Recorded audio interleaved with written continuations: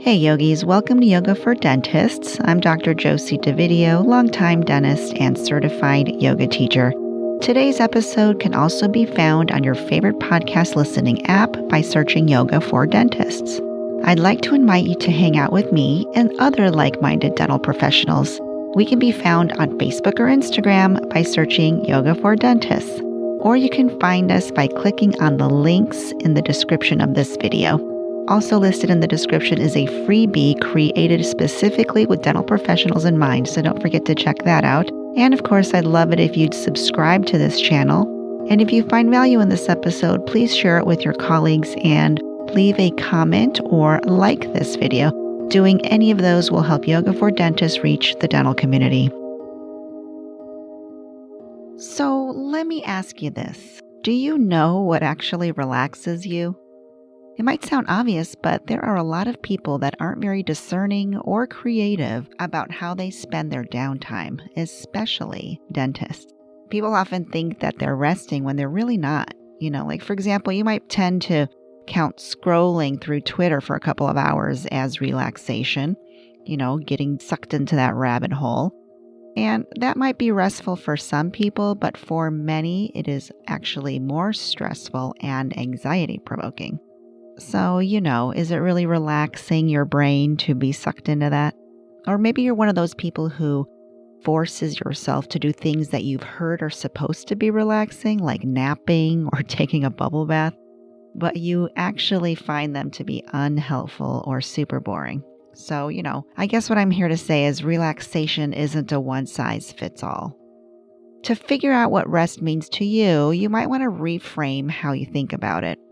Relaxation is not one activity. It is the outcome of any activity. And the activities that are relaxing will depend on you. So today I'd like to encourage you to explore some new hobbies, different types of physical activity, self-care practices, and even various means of socializing in this new era of COVID. Remember that there is more to life than dentistry.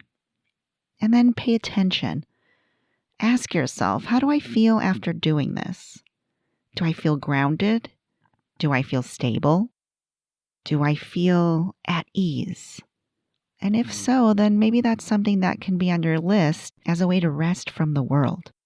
And if it's not, then maybe you need to try something else.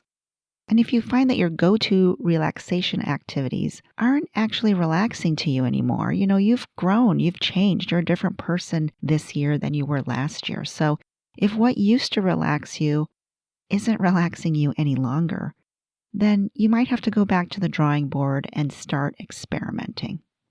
And that's okay. Start small, like so small that you think it's absurd. Here's something for you. See if you can literally sit and do nothing for 30 seconds. Do one deep breathing exercise a day and go from there.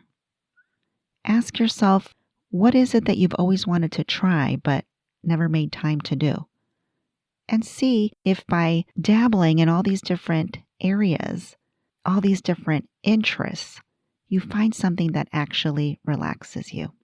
Once you find that, I would love to know what you discover about yourself through this process.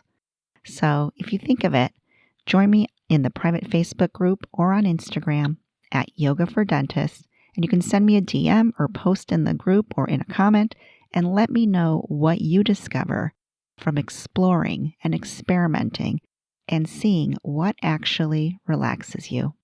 Be well, friend.